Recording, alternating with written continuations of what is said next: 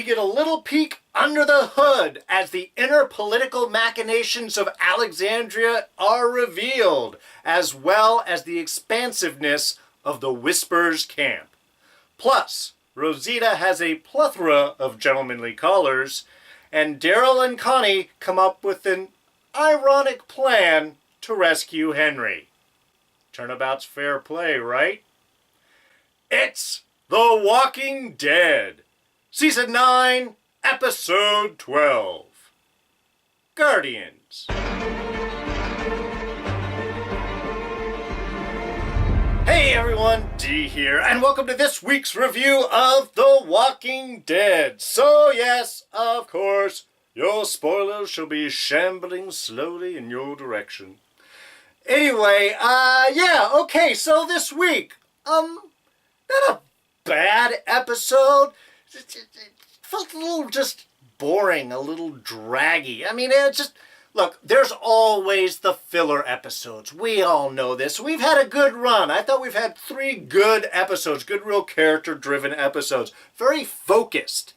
But as with any long-form bit of storytelling, there is background that has to be filled in. There's all those little marks in between the action sequences that have to sort of fill in story and background and start to give our little links of events past, present, and future. And that's sort of what this episode felt like. In fact, the easiest comparison that kind of jumped to mind, especially the opening scene with Michonne speaking with the rest of the council, was kind of like the Trade Federation delegation's discussions at the beginning of Episode 1, Star Wars Episode 1, Phantom Menace, of just Trade Federation and Jedi. All right, now, paragraph 2, subsection 13, we'll say that security overrides can only come in place in the event of an immediate threat. You know, it just dragged. It's the Senate. It's the Galactic Senate we have going on right there in Alexandria. I mean, like I said, this is kind of good information. It's interesting. It's definitely cool for Michonne to sort of have that moment looking over this radio and the whole plan that we saw, you know, ages ago to sort of reach out to the world and see if there's anything else going on. That there are consequences. You know, Michonne's concern was this could draw in enemies, and that's what happened. You know, Rosita and Eugene went out, got hurt. Jesus got killed.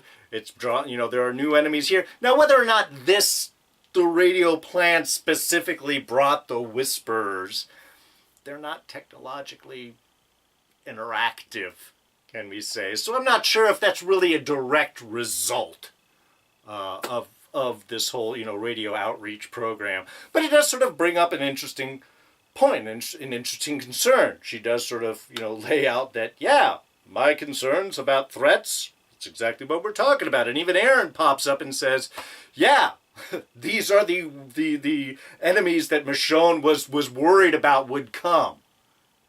I mean, not specifically, I don't think she imagined the Whispers per se, but that type of ruthless, large, numbered enemy coming in their direction. What was kind of interesting was the whole council without a council, and it sort of, Gabriel hits on this a little bit later on when he runs into Rosita there, is it's a council that has no council powers. If everything can just be overridden by Michonne, she's got security right, she's head of security, she can veto, override any decision for the safety of Alexandria. All right, well, fortunately, they're in a war-type situation, which means there's always some threat around, whether they know about it or they're concerned that it might come in. And ultimately, that leads to dictatorship. Interesting historical note, I'll just do a quick aside. Communism, what we generally think of with the Soviet Union, isn't really the communism that Karl Marx had talked about. The communism that was practiced in the Soviet Union is what's known as wartime communism. It's when all the power is intentionally pushed towards the center, the collective power towards the center, in order to defend the nation.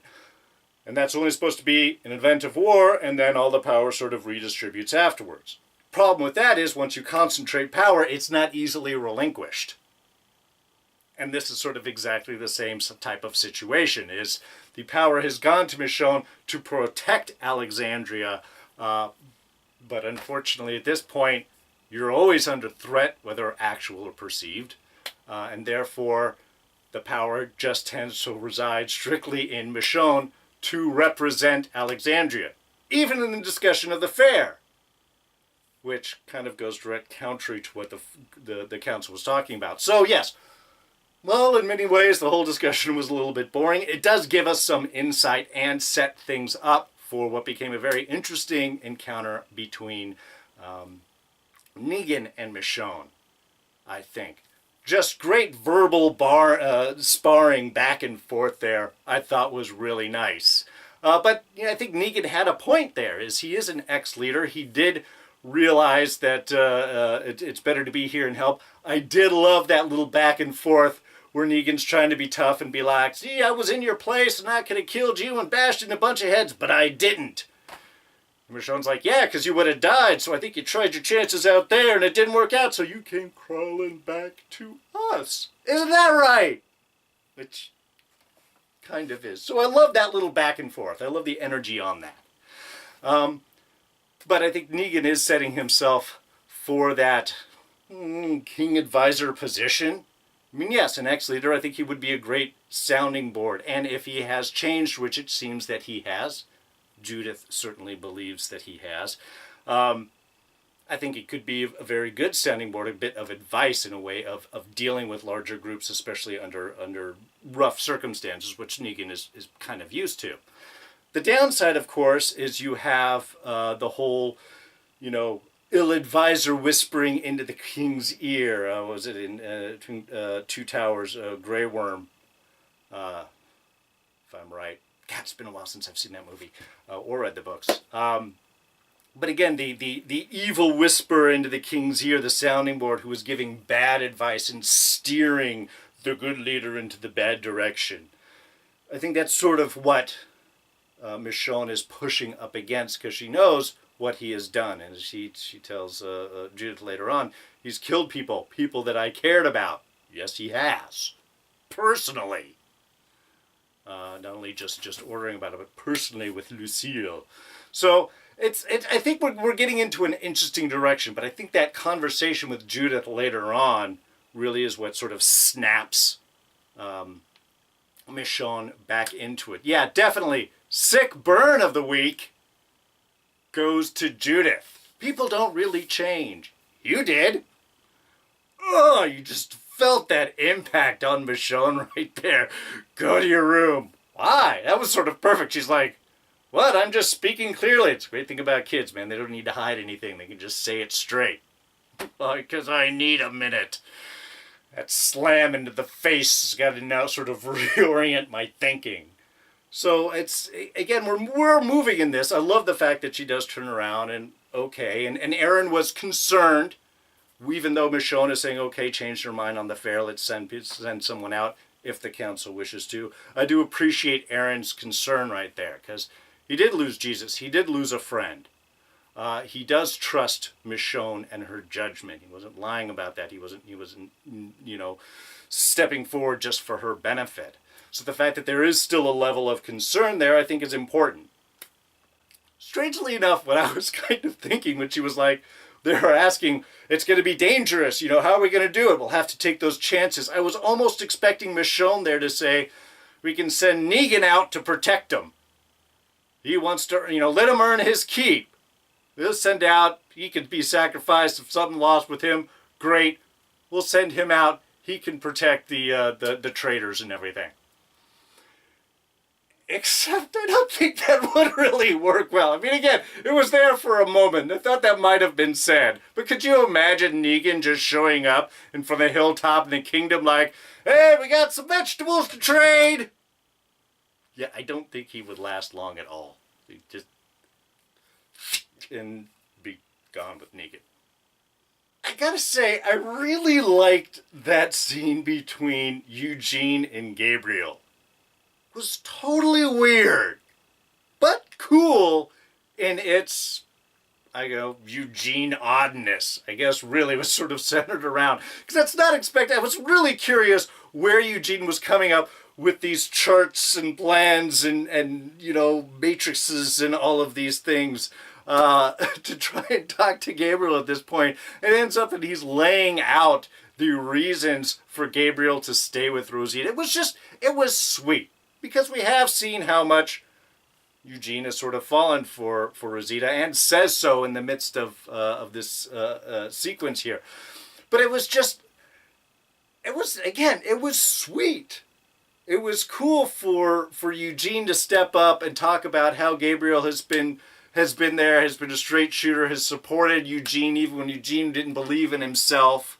So now let me do what you've done for me. Let me show you what my eyes can see as clear as day, is that you leaving Rosita would be the stupidest decision of your life. Even though I'm head over heels with her. Or toes over, I guess he had said. But anyway, it was just, I gotta say, I really enjoyed that whole sequence. And yeah...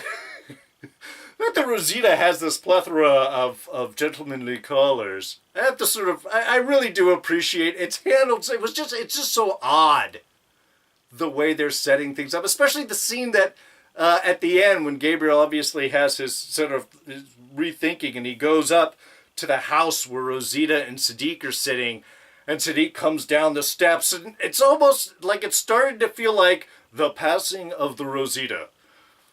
Sadiq's like, all right, I see that she wants to be with you. I will step away and I will allow you, Gabriel, to come up and take the place now. We will pass her on.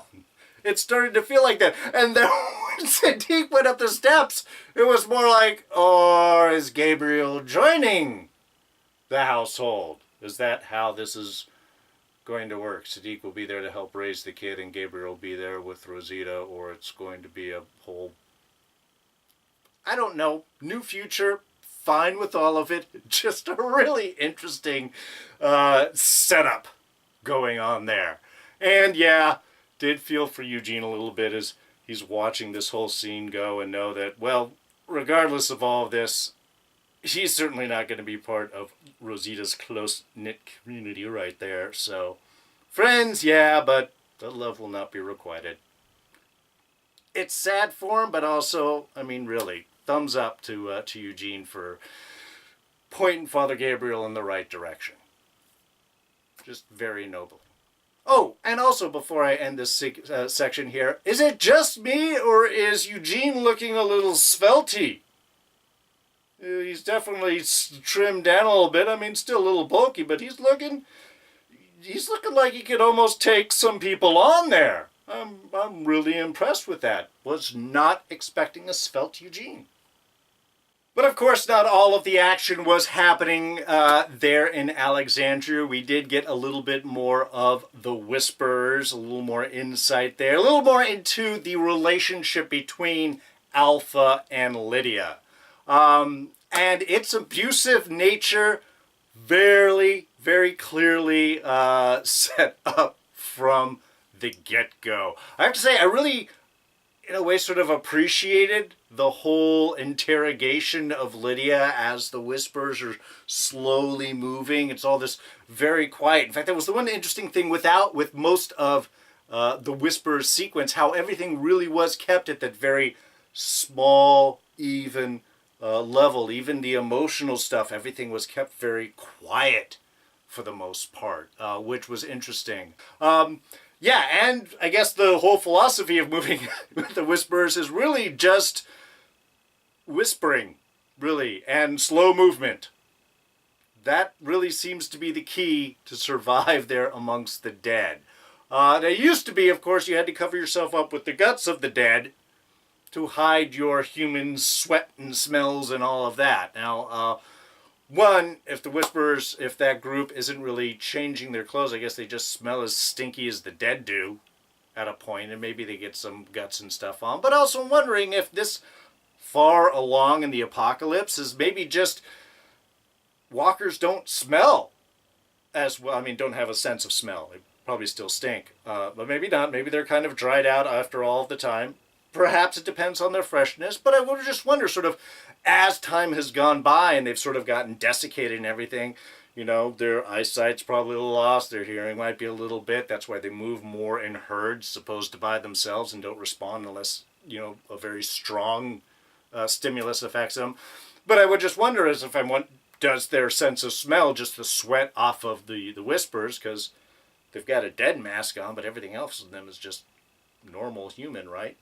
I don't know. Again, just sort of curious. A good likelihood. But yeah, the interrogation, that's what I was talking about, between Alpha and Lydia. Again, I thought was very interesting. And we're seeing how much Lydia was, I don't know, telling the truth and lying at the same time. But what we're basically seeing here is that, yes, Lydia was telling a story, but she was telling a story in a way of protection.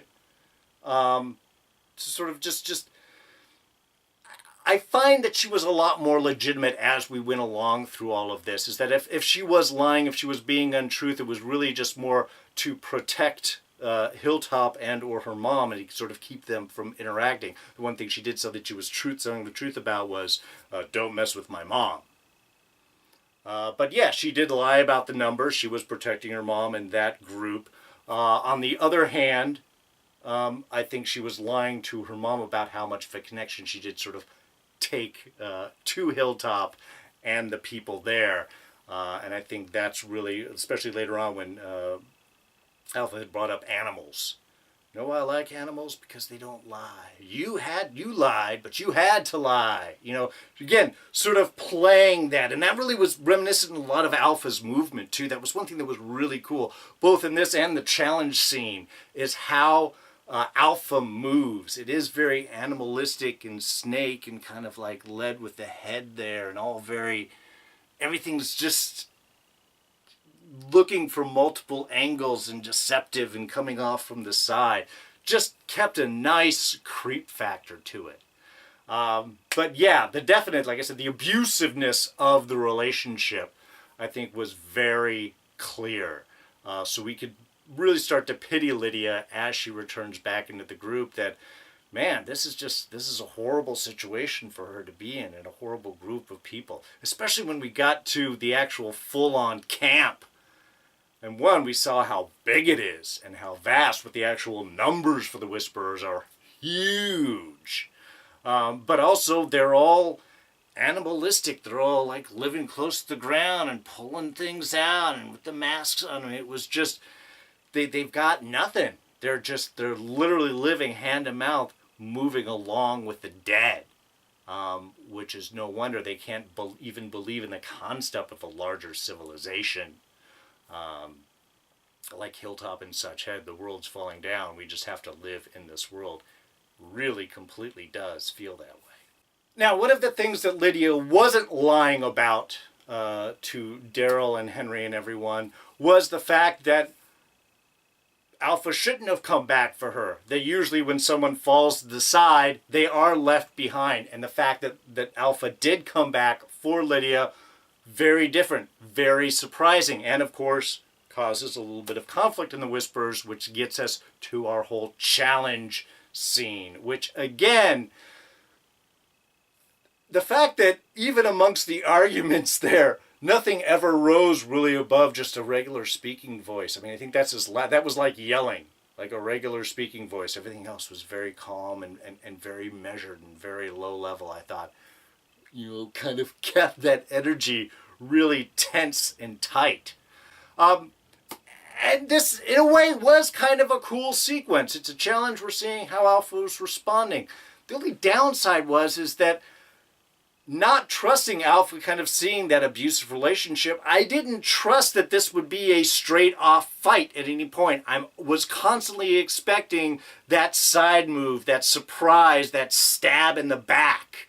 Which, I mean, even our challengers sort of brought up as soon as Alpha or as Beta came around and grabbed the guy with the knife, and they're like, "You're changing the rules already. This is supposed to be a straight up fight." I mean, what we had with Challenger A, Alpha realizes very quickly it's the girlfriend that's really the voice behind it, the one pushing and prodding and saying, you do this. Very Lady Macbethian right here.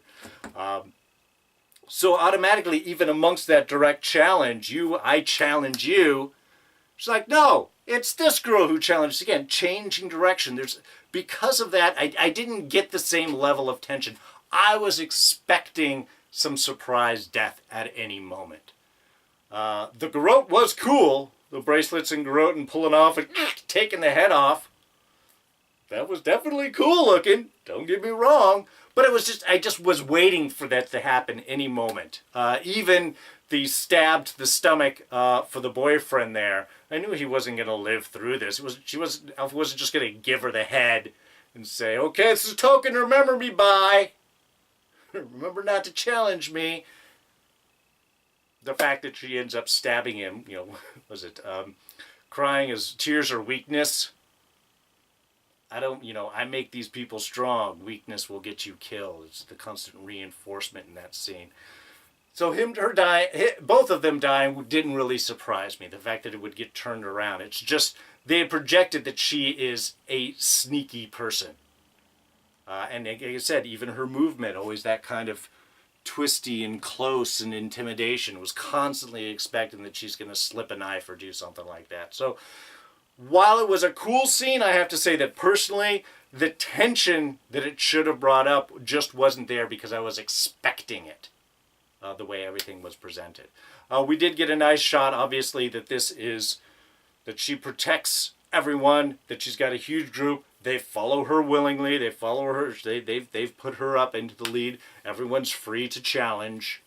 Hasn't happened for a while, but we do get to see the reason behind Alpha's strength and how much the people are pretty much behind her for the most part.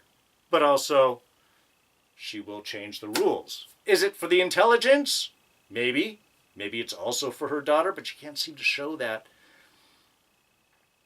love and closeness. You saw, what handing the apple in that one scene beforehand when they were marching, I think might have been the closest one. Really reinforced by the story she tells Beta about Lydia as a kid. She turned her head for a moment and found him in the closet wrapped up in the dry cleaning plastic. Saved her life, and then as soon as she found that she was okay, hit her as hard as she could to show her not to do that again. That's 3 years old.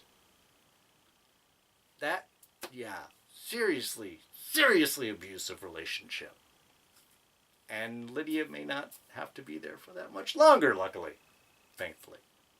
Because, Beta can see maybe Lydia was there for too long. Does she like the boy Henry who sort of pops up to rescue her or not? Now, Lydia does try to sell not liking Henry, I think, as soon as he sees her and she comes up and punches him in the face.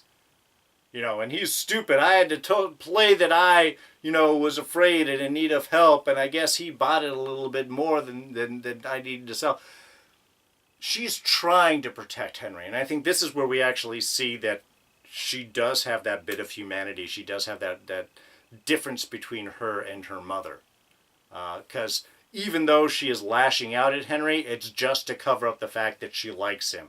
She has to put that distance there. She's got to punch him in the face. She's got to ignore him. She's got to stay away from him. She can't talk with him because any kind of closeness is going to threaten really Henry's life. And that's eventually exactly what's happened because Beta believes, doesn't he look creepy? Man, Beta looks awesome in this. That if Lydia does have an attraction for Henry and she has seen the possibility of a different world, then that might mean that her loyalties could lie somewhere else. So how do you test that? Especially when you're in an abusive leadership position. You throw a knife on the ground and you say, all right, kill him. Kill the boy. Which is a great way to sort of figure out if you like the person or not. If you don't like him, you don't have a problem killing him. If you do like him, you will have a problem killing him. And then we may have to kill both of you. Would Alpha really have gone through that? Or did you just want to see how Lydia would react? How she would act? Because she has stated that having Henry is an advantage over Hilltop, over the communities that are over there. She does have a hostage. just throwing that away to test Lydia's loyalty seems like that might be a little much. But just seeing how Lydia would react may be all that she needs. If she grabs the knife and is willing to go in, you can stop her and say, all right, very good. If she hesitates and hems and haws, then you have your answer there also. And then you can decide, do they both have to die? Is it better to get rid of them now and remove those variables out? Or are they both prisoners? Or, I mean, however, I think there were options that allowed Alpha to choose there. I think the real question was just seeing how Lydia would respond. And she definitely hesitates. And I think that might have been all that was needed to see. Until everything goes bad. And that's why this is our Scene of the Week for this week. Because, yeah, the Guardians, which I guess are the walkers that surround the camp, come stumbling in and doing a little munching on their own. Led in there by none other than Daryl and Connie in their own Whispers masks. Oh, it was so unexpected. I had to actually pause it for a moment there because when Daryl grabbed Henry, I thought that was Beta for a moment. I had to take another look. I figured it was just Beta just dragging him off. We've got to go. And then I'm like, why is he saying the girl has to stay here? It's Daryl. Oh, it was so cool. And then, of course, we just have Connie like quietly just next, like, there's a walker, stab, and just, we're watching out. It was just, like I said, turnabout is fair play, and that is awesome. Turning the walkers back onto the Whispers in the middle of their camp. That was just beautiful. That was a fist pump moment. And again, beautifully set up to test Lydia's loyalty. Is she willing to kill Henry? And when it seems like that she's not going to make that move and it's all going to go bad, that's the perfect time for the walkers to come in. And then Henry, again, still standing in his position there, not leaving without Lydia. And I appreciate Lydia going, because I think we did get to see that moment where she's like, no, I have to stay. I'm tied here. And Henry's like, no, man, this place is nuts and you have no reason to stay. Pulling yourself, separating yourself from an abusive relationship is a very tough decision because you are tied in with the abuser. It's a very codependent relationship. So the fact that she was willing to get out of there was a definite plus. But it was, anyway, it was just, I love that sequence. And again, just that last scene of just running away and just pulling the mask and dropping it to the ground is just, mwah. Nice.